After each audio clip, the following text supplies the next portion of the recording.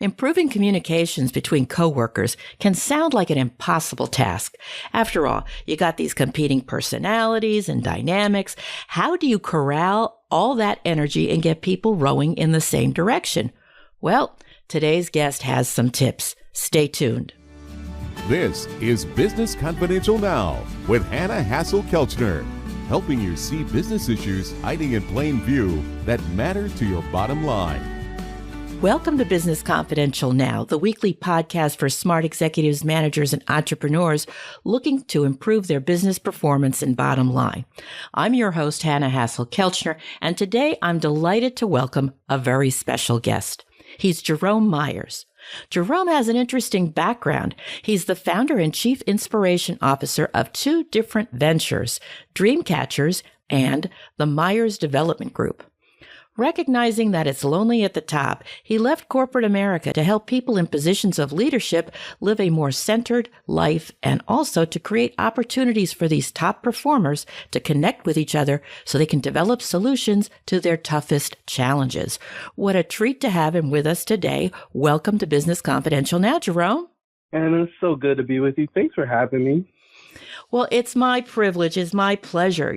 Communicating is just so critical for everything that happens. And we do it in so many ways. And improving communications between coworkers can really sound daunting. But before we talk about how business leaders and owners can fix things, I'd like to begin by asking you how managers can spot communication problems and even know that there are hiccups between coworkers. What should they be looking for? Yeah, I think the most important thing is when you see people who are not on the same page. And while people try to cover it up in meetings, I think it's really easy to see it. You ever ask the question in a meeting and a direct report looks at the person that they report to and they wait for them to answer the question with a little smirk on their face?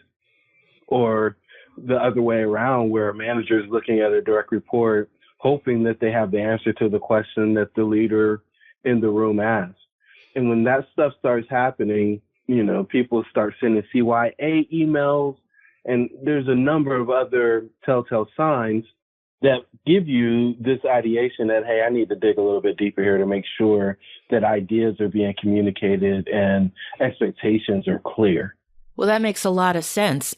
What are the most common problems that you see in your experience when it comes to, communication hiccups between coworkers? And it may not necessarily be between a supervisor and their direct report, but it could even be between coworkers, between peers. The one that confuses me more than anything is when people are scared to not be liked. And so they avoid conflict under the guise of keeping the peace, only to be disappointed or frustrated when the same issue that they were trying to avoid dealing with comes back up. And so what I encourage people to do is face the issues that are prevalent in the organization head on. It's kind of silly to avoid the elephant in the room and have those conversations, have them respectfully, but have the conversations and lean into the discomfort, because the quicker that you can have those tough conversations, the quicker you can move on to more pressing issues and ones that are not rooted in what I'll call other people's egos. I like that. Other people's egos. Sometimes it makes you wonder that they can all fit in one room. But I'm curious, though, could you give me an example?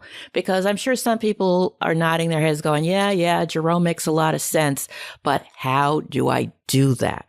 Well, it's funny you bring that up, because I was on a call with a successful business owner this morning, and she has somebody on her team who's pregnant, and she's working through these issues of reducing her schedule and having conversations with her. And this particular employee went to her via text and explained that she felt like she was being targeted and she had this issue and that issue with the way things were being communicated. And all the while, the business owner had been saying, this is becoming a problem. I don't know how long I can continue to deal with this. I need to make some adjustments. And because she delayed, now she's in a place where she feels like her hands are tied. She's worried about the person going and pressing charges against her for discrimination. She's worried about the potential of having to pay unemployment. And all she had to do early on was have a direct conversation with the person and make sure that they understood each other's expectations. What are we talking about? Hey, if you need to reduce or adjust your work schedule, I need a note from your doctor so that we're in compliance with their care orders.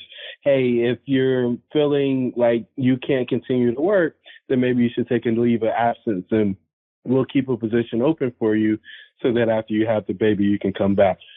But instead, we avoided it and just allowed that to unravel into a situation where we feel like we're backed in a corner. And that's just an example from today. There's many more that I could bring up, but I just thought that one was really relevant in this situation. Well, I can especially imagine it's top of mind for you. It just happened.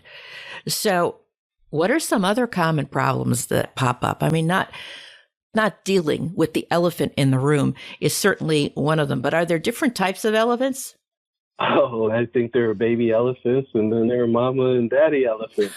The mama and daddy, they tend to only grow to that magnitude because leadership has turned a blind eye to them.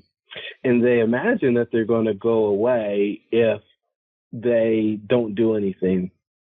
And the only way that they ever go away is if the person that they have conflict chooses to leave. And it seems like, at least over the last year with the business owners that I've been working with, that the only time that the people choose to leave is because they got a better opportunity. And it's always at an inadvantageous time for the particular business owner. So you get this person who you have this conflict with, whatever it is, and a lot of times it's just miscommunication or lack of communication.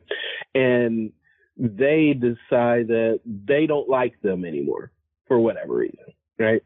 They continue to unravel. They make appeals to other people within the organization to the reasons why they don't like their boss anymore. And then they either win an audience with them and they start to side with them and more people start saying the same thing and it creates a cancer, or it gets rejected. And then this person feels even more isolated, which makes them do even more passive aggressive things. Well, each one of those instances is food for the elephant. And as long as you allow the elephant to be fed, the elephant stays and grows. And then eventually the people in the organization begin to ask questions like, well, why don't you do anything with that person? Or why should I do it if that person doesn't have to do anything? Because in the passive aggressive situation, a lot of times folks will stop doing work that they're being asked to do because they feel like there are no consequences to their decisions. And I just pull people back and ask them if this is truly what they want and ask them how this is serving them to actually get them to a place where they're willing to address the issue. And if they choose not to address the issue, then we know what to expect. And for some people, they're okay with it. They're okay with just letting time pass and eventually getting to a place where the person leaves. But the damage, the collateral damage that is done by allowing the elephant to spin around in your glass room and bump into cases and sit on desks and hit people with their trunks and tails, I just don't know that most organizations are set up to be able to recover from that. There's a lot there. So, I mean, that explains how the elephant grows. We're sticking with the elephant.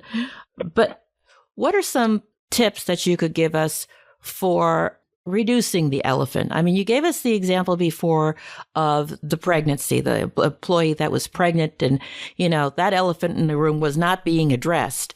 So she felt continually isolated. And now it's kind of reached almost a tipping point that you're trying to pull the business owner, the leader back from. Are there some things that leaders can do in the interim? I mean, what's a good way to address the problem for improving communications between coworkers?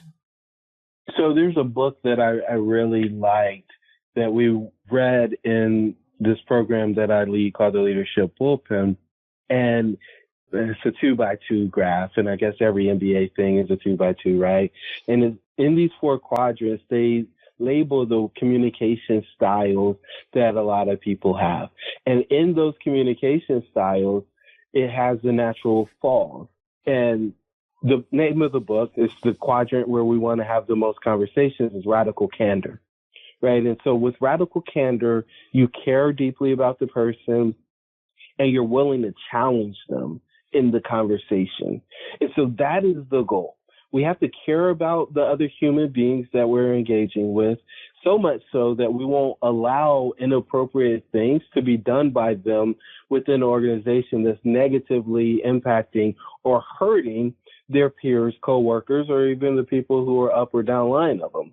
And so the goal for me is to help as many people as possible move into the space of, yes, I do care about this person, and I care about them so much that I'm willing to have conversations with them that most people aren't willing to have. And I believe if you can do that, then you can make magic. I like magic. I think everybody does. Those are all pleasant surprises, and it can move things forward. In your experience, is there a way management can pave the way for improving communications with coworkers from the start? Something they could do in the onboarding process when a new hire comes on? Or do they need to kind of wait until a problem pops up? Oh, if you wait till a problem pops up, then you're going to make it worse, right? Anything that you can do proactively is going to make life better. And some people are cringing. They're pulling at their necktie. If anybody on the is actually still wearing those things, and they're questioning whether or not they actually want to dive into that.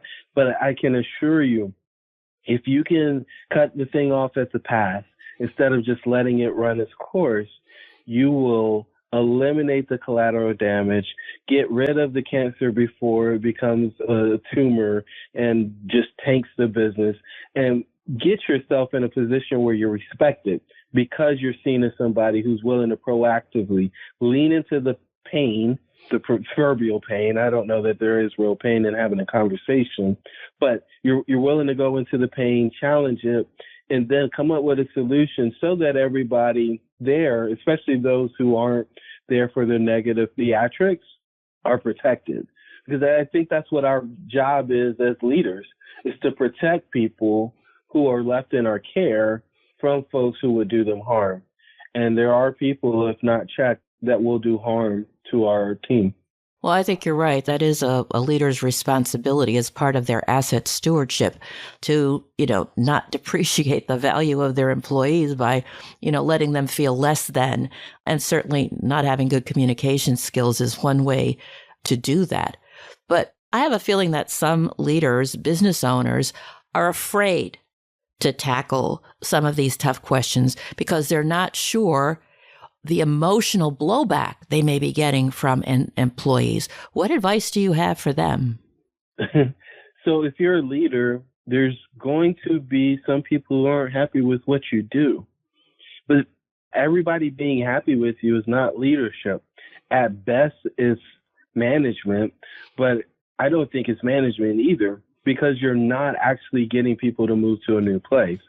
And so I think for those people who are worried about the blowback, scared about the blowback, insert whatever word, and then the blowback, I encourage them to get out of leadership, because this is not a game of likability. This is a game of respect. This is a game of trust.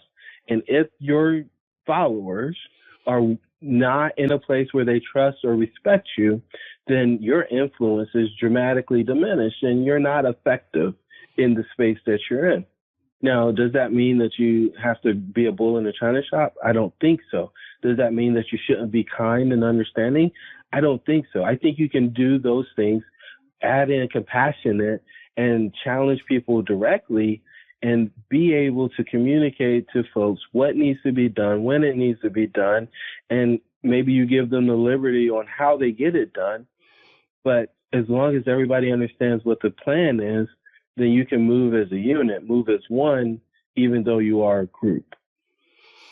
So what you're really talking about is getting them focused on the mutual goal for the organization, for the team, for the individual, for their contribution to making that happen. Does that sound right? Absolutely. Right. That's the magic. We talked about magic earlier, and it's back again. If you can get people aligned on a goal and get them moving in the direction of the goal, that, for me, is what real leadership is. Do you think the size of an organization or a department makes a difference when it comes to improving communications between coworkers? Or is it pretty much the same across the board? Are there special considerations to keep in mind? I think mass communication changes based on the size of the group, but communication is always going to be one-to-one, even when you're writing an email, right? If you're writing an email to a specific person, it's not going to change if you're writing to the whole organization outside of maybe the salutation, because you want each person who reads that message to feel like you wrote it specifically for them. And depending on what level of the organization they're in, the hope is you are writing it specifically for them. And I think we struggle as we rise in the leadership ranks. I remember when I was in corporate America and I had about 175 people on my team, and communicating to that many people at one time is scary. And so the ability to have supervisors in there understanding what communication is going to come out and be armed with the questions that they may have, and to be there to stand in the gap to make sure that the message doesn't get misconstrued or manipulated or twisted in a way that communicates something to the readers that wasn't intended. I think that's kind of the fail-safe. I think so many people are so scared to write anything that they won't communicate with the formally titled parts of your leadership team. Hey, here's what's coming. Here's where it might go. Here's what our response to that, maybe a Q&A or a FAQ type situation. I'm not sure if that made sense, but hopefully it did. I think so. You know, having these safety nets for certain types of communications like email. And it seems to me, though, that when people are using text or some of these other short forms, the opportunity for a misunderstanding because it's a shorthand or maybe an acronym, you know, is actually magnified because different people can read different things into it. The tone of the message, you know, is it all caps? Does it have emojis? What is that particular supposed to mean? Can all be interpreted in different ways by different people. So I like your idea of, you know, having somebody else that can help interpret or waylay fears, because it's really easy for employees to misunderstand if they feel somehow they're personally at risk. Their assignments, their status in the organization, their ability to get better assignments or be promoted. So it's just amazing how much hangs in the balance when it comes to communications. Jerome, in your experience, what do you see the top mistakes managers make when trying to improve communications between coworkers? It seems like sometimes they can actually step in it. I mean, I know when I was in corporate America, sometimes somebody would say, well, if Bob and Joe don't get along, or Amy and Becky Sue over here, we'll just put them in the same room and let them work it out. What do you think of that strategy? If they're not getting along and they're not getting it resolved, then they probably don't know how. And a little bit of help is probably beneficial for both of them, because there's no reason to let people suffer, in my opinion. You know, I do think leaders get in the middle. They step in it, as you mentioned. And that's because, one, they either try to avoid it, which is letting the elephant continue to be fed, or they try to take it over as if it's their problem.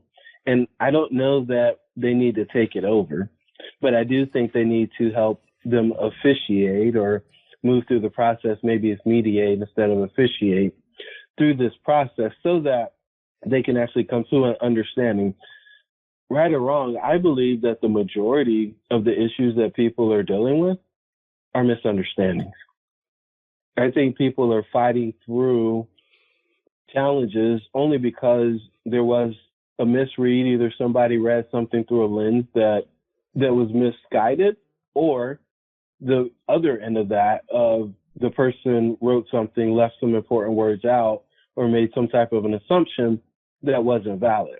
And if we can take the time to extend some grace, and this is a culture across the organization, right? Because a lot of our employees and staff, they do the same thing that we do, right? And so if you're a supervisor, leader who assumes the worst every time when you read it, there's this undertone or this message, well, then you're going to breed a group of people who feel the exact same way. So let's lead by example in that. And if there is a miscommunication, let's not avoid having that conversation. Let's actually dig in and find out what the person meant. Let's ask the clarifying question. And you probably should ask just one more question past the one where you think you get it to make sure that you understand. And I think the only thing that's better than that is to come back and repeat, okay, so I understand that this is what you're telling me. And I'll be honest, I've resolved more conflict by doing that, asking the extra question, and then repeating what I understand to be true or them to be communicating to me than I have in any other way. That's really good, because sometimes it's just a nuance that hasn't been expressed that can change your impression or interpretation of something. And like you said, asking that question helps the other person say, oh yeah, well, and this. So, they're telling you more than you knew before, and that lets you interpret it better. It's interesting. You talked about being able to give someone grace. I think that's a really powerful idea. It takes trust, though, and too often trust is lost, and trust is really what allows people to believe when someone says, I'm sorry, that's not what I meant. And so how do we protect that? By being honest, right? So one of the most transformational books that I read in 2020 was Sizing People Up by Robin Dreet. And the book taught me one of the most powerful lessons that I've ever learned. And that's just because you like somebody doesn't mean you should trust them. Trust is solely based on your ability to predict what a person's going to do. And so as leaders, we have to be predictable. People need to know what to expect from us and when to expect it from us. And if they do that, they're more likely to bring us things because they know that we're not going to blow up, right? If there's a challenge and they bring it to us and they bring us a solution with the challenge, and we don't yell and scream or threaten their job or whatever the other thing is, it gives us the opportunity to actually participate in the solution process or make sure that somebody's tasked with coming up with the solution. And from my perspective, that is where you can take things to the next level, because now news is just news. It's not good news. It's not bad news. It just happened and we need to deal with it. And, I'm taking the lead on dealing with it. When you're operating in that space, the organization can go fast, and the things that most people struggle with aren't actually struggles anymore because you don't have to posture and position and pretend. Very good. Very good. It's about joint problem solving. Like you said, it's information. It just is what it is. So thank you so much, Jerome. I really appreciate you and your thoughts on improving communications between coworkers, because it's so much easier to achieve business goals and implement strategy when there's less friction between employees and more trust. So if you're listening and you'd like more information about Jerome Myers and his opportunities for top performers to connect with each other so they can develop solutions to their tough challenges, his contact information and a transcript to this interview can be found in the show notes at businessconfidentialradio.com. Thanks so much for listening. Be sure to tell your friends about the show and leave a positive review. We'll be back next Thursday with another episode of Business Confidential Now. Until then, have a great day and an even better tomorrow.